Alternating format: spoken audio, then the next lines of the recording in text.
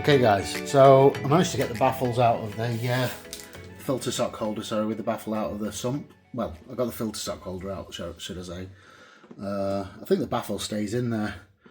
On some videos it seems to show it in there and some it doesn't, so I need to go back and have a look at the instructions, but there's a bead of silicone at the bottom. I'm assuming it stays in, so I'm not going to mess around with the baffle and just leave it. What I'm going to do is I'm going to try and get the skimmer at the back. So basically you can see here I've got the DC Skimmer 900. So let's open the box. Do a little bit of an cheeky unboxing. So got a manual. Nobody ever reads manuals. Got a white box. What's in the white box? Power adapter, maybe? Oh. No, I like it. It's the motor. So that's the pump. That's the pump unit. Very good. Just gonna put that down there. Get rid of the white. What's this? Oh, power adapter. That's half right. So that's the empty box. Get rid of the empty box. Okay, then we've got some more packaging and stuff, so I'll get this packaging out and I'll show you what was inside it. That was the box that's inside it. Oh, God, I love a big elastic band. I think that's the biggest elastic band I've ever seen in my life. And there's two of them, so... Oh, you imagine the fun you can have with those. Yeah, so what I'm going to do, I'll take the elastic bands off those, and then I'll just take this egg crate off, and then we'll see what's under there. So what I've done, I took the egg crate, I took the large elastic bands off, top of the egg crate off, and this is what we're left with. Another white box. We're left with the skimmer cup. Oh my God, that's absolutely huge. The skimmer body. What looks like the Venturi wheel. Oh my God, some of this is absolutely huge. So yeah, let's just take some of the packaging off and I'll open this white box and we'll see what's inside there. Okay, so this was everything that was inside that white box. So yeah, those were the world's largest, thickest elastic bands. Oh my God, they're just monsters, aren't they? Okay, so yeah, so that was the pump that was there, instructions and the mains read. So we've got another weird brown box. What's this? That looks like the level sensor, I think. It's got a power adapter brick, some kind of plastic tube adapter, another plastic tube adapter, and then no idea what those are. Some black hose, a tap, some obscure packaging that can get thrown away. Got this here that looks like, not quite sure what that is yet. Might be part of the Venturi or something like that, don't know. So we'll get that out and we'll have a look at what's in the brown box as well. Okay guys, so the brown box contained the power adapter splitter cable. So that's to go between the power adapter brick and the reef run. And then that bubble wrap had this little gizmo gadget in it. I have no idea what that is, but I'm sure we'll figure that out soon. So I'm just going to undo the skimmer cup and everything else and just figure out how we put all this together. So I've unboxed the skimmer body, the skimmer cup and the bubble plate. Oh my God, that's like the world's biggest cheese grater, isn't it? Look at that. Red Sea made cheese graters, that is exactly what it would look like. Yeah, so I think we got most of the parts. Inside the skimmer body was another piece of silicone hose. So I think it's just a case of kind of figuring out how it all goes together. So obviously I am going to read the instructions, I'm not stupid. So yeah, let me start putting this together. If I feel that it's appropriate to show you any of the steps, I will do, but I'll be honest with you, I think it's probably just a case of following the instructions, which you can find that on Red Sea's website, so I'm not going to kind of do it step by step, but I'll show you it all put together, and if there's anything important I need to tell you, I'll tell you at the end.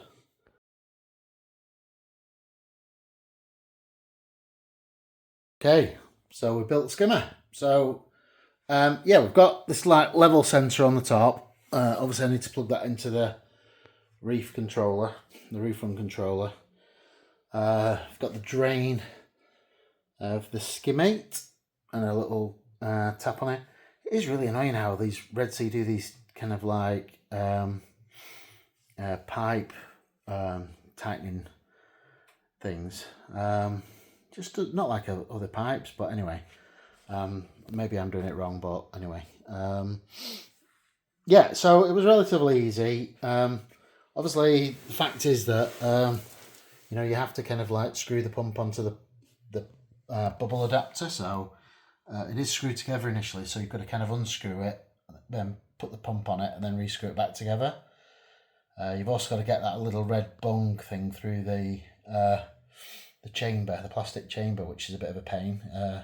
Gasket kind of came off first time, but anyway, we got there in the end again. Yeah, got the like that. I think it's like a bubble counter, maybe for CO2 or something like that. I'm not sure. Yeah, and then you've got all the adjusting stuff. So yeah, it looks pretty good actually. It wasn't difficult. There is a couple of manuals. Again, I'll be honest with you. Like, I just looked at it and it kind of came together in terms of what I needed to do. So, you know, I'm not a big fan of manuals, but anyway. So yeah, I'm going to put that at the back, see how much room that takes up, and then kind of probably call it a night of that. Okay, guys. So a bit of an update for you. What I've done is I've installed the lights. Obviously, as you can see before, there's brackets that were over there. So there's a couple that had little bits of chips and stuff like that. So what I've done, I've just given them a quick coat over with black paint, just let them dry. So they look like new now, to be honest with you. So what I've done is I've just put the lights on the top. So obviously those are Ecotech Radeon Gen 4 XR30Ws. The pros. So there's 3 of those over the unit. They should cover roughly 2 square feet each, so that's 3 over the tank, so that should give us plenty of light. They should grow pretty much anything we want within reason. Like I said to you before, you know, choice of those there's quite a lot of second-hand ones knocking around, so I did manage to get myself what I think is a bargain. You can probably see this little blue tube. So this is the RO feed from the RO unit. So I bought an Aquati 150 gallon per day unit. I've put a TDS meter on it, so it's showing about 107 parts per million going in and absolutely 0 coming out, so it's obviously doing its job. So the idea really is just to start filling it. As you can see, there's a lot of bits and pieces. I don't know if the camera's going to pick it up, but obviously when they ship it, obviously they kind of leak test it, and then it probably sits around for a while, so there's a lot of gunk and junk in there. So I'm not sure what I'm going to do yet. I don't know whether to kind of fill it up and then flush it out and then refill it, or whether to just kind of fill it up and then get all the junk off and then kind of live with that water. But I'll probably end up flushing it, because I think for the sake of an extra couple of days, it probably makes sense, but I'll just see how I feel. I mean, if there's not a lot of junk when I've done all this, then I don't really see the point in kind of, you know, doing that really, for the sake of what's in there really. What I've done this morning is, so as you can see, I put the skimmer in there. So I've got that kind of just at the back there. I need to tidy all these wires up, because it's a complete, I mean, look at the state of that. It's a complete rat's nest, you know, honestly. They just need to make this easier. Why don't they just have like one control box, wire for each control box, and then it's done, you know. I can understand that people do this modularly and buy different things for different tanks, but, you know, just have one thing if you've got one tank and a wire to go for each, and it's simple as that. But anyway, rant over. So what I've also done is I've connected the Reef Mat up. So don't know whether you can see it there, but I've connected that up to the feed that comes from the tank. You just have to cut the hose and then just attach it on.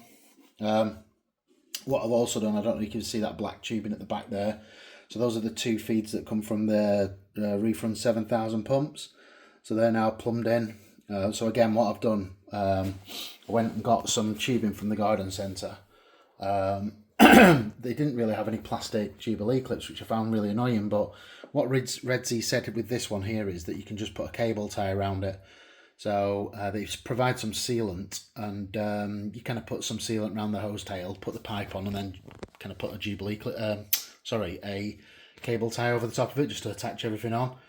So I basically did exactly the same at that side. So there was some spare sealant, so there was enough sealant to kind of do the 4 sides, the 2 hose pipes that you can see there, and the 2 hose tails that go onto the pumps. So I've smeared silicone all around the barbs, put the pipes on, cut the pipes, and then put cable ties round really, really tightly to just attach them on. And there's barbs on those. I can't see them coming off, but obviously, you know, everyone uses kind of Jubilee clips and cable ties now. I've done for years, so I don't think that's going to be a problem. And obviously it's reef safe because it's all plastic. So yeah, so there's quite a lot of room left in this bit here. So this is the front bit of the sump. Towards the back, obviously that skimmer takes up the vast majority of that skimmer compartment, there. Obviously it's where to put the heaters. I think I'm going to kind of put the heaters down here. There's also the option of kind of putting them down here as well. So I've got 2 D&D 350 watt titanium heaters, and they're going to be controlled off the GHL. So what I have noticed with the Red Sea stuff is the cables are like huge, they're long. With the D&D cable, oh my god, like there's hardly any cable on it. So like it probably needs an extension or something with it. It's like, come on, if you're going to sell a heater that's so much money, again, go into rant mode, but just like put a bit of extra cable on it. You know, if people don't want it, they can always cut it off. Anyway, so that aside, I'm gonna have to figure that out. But yeah, so the idea really now is just to kind of fill the tank. So you can see, I mean, it's been running for probably, you know, 5 minutes or so, 10 minutes or so. It's probably when just before I started this video. So I have no idea how long this is going to take. It says 150 gallons per day, but I think that's probably on a really good day. So I imagine you probably get 100 gallons a day off it. So with that in mind, I think it's probably going to take a day and a half, maybe 2 days to fill this up with the sump. So while I'm letting it fill, I'm just going to tidy all the wires up. Most of the equipment's pretty much in there now, apart from the 2 heaters, so we're pretty much good to go. I'm going to connect all the stuff to the Reef Beat app. So the only thing that's connected to the Reef Beat app currently is the 2 return pumps, so they're connected up to the Reef Beat app. But I've basically got to do the 2 Reef Wave 45s, the skimmer, the Reef Mat, and the auto top off. So all of those extra units all need connected to Reef Beat. What I'm also going to do is I'm just going to check the lights connect to Mobius again. I did set them up before I put them away in the box, but I'll just recheck that. And then the very, very final thing I'm going to do is set the GHL up. There's no real rush on the GHL. I mean, until it's got salt water ready, there's no point, but we're not a million miles away from that now. So I'm probably going to just tidy up for the rest of the day. Get all these wires, like all this rat's nest sorted out, and try and find somewhere to put these huge power supply units. So what I'm probably thinking of at the moment is I'm probably going to build something in there. Just so basically I'm not going to build, I think, a rack or something just to put the power supply units on, and then above it I'm going to have the GHL controllers.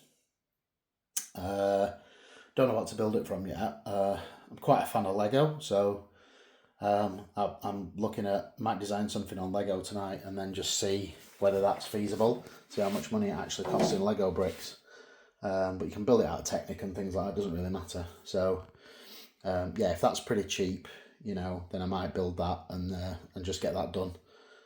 Failing that, I'll just probably stuff the power supplies in there and maybe Velcro them or stick them on the back or something, or screw them on the back. I'm not a big fan of that. I don't really like the look, but we'll just see how we get on today.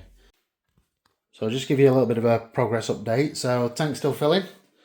I think we've got, what, an inch, maybe an inch and a bit of water in there now. It's quite difficult to tell.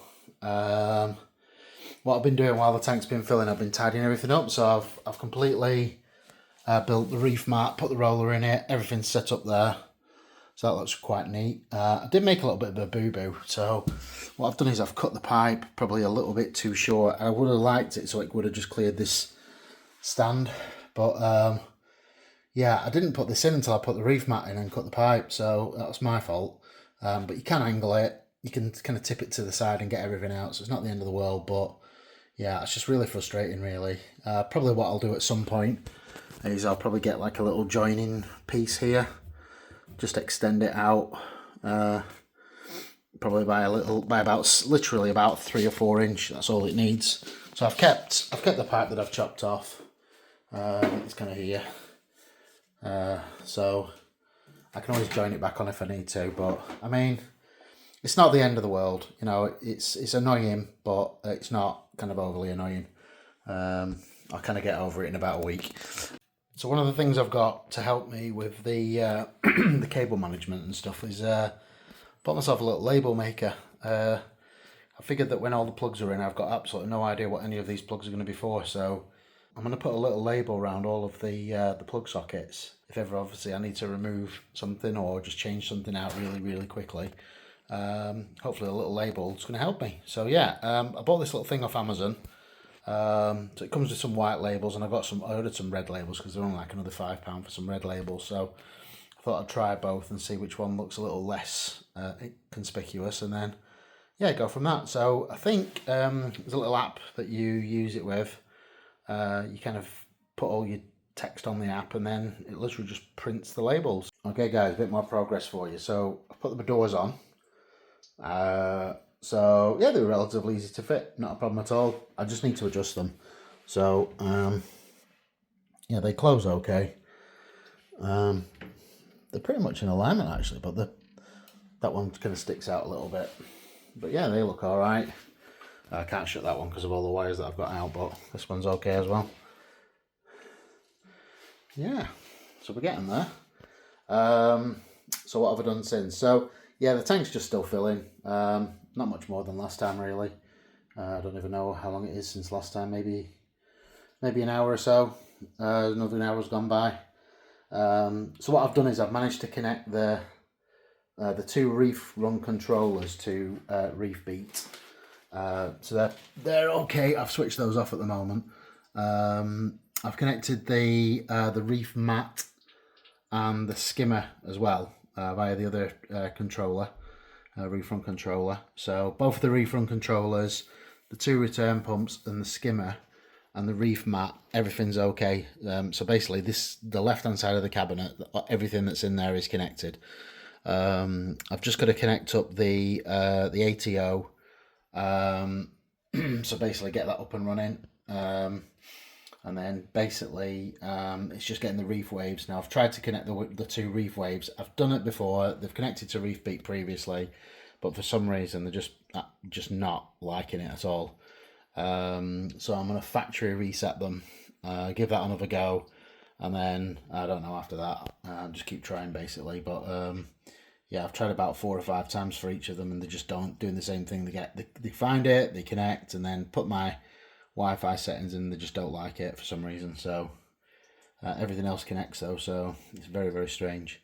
But yeah, I'm gonna get the ATO connected up and just let it keep filling, and then I'm not sure after that really.